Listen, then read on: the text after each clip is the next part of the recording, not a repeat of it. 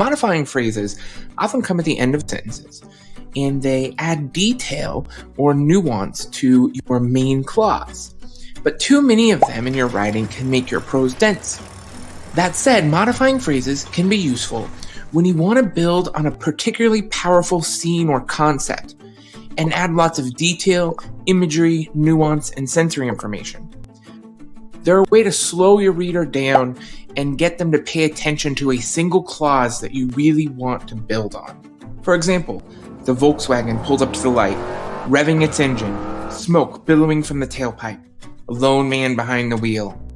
You'll see each of these modifying phrases, revving its engine, smoke billowing from the tailpipe, are all building on this initial independent clause about the Volkswagen. It's building a scene and slowing the reader down.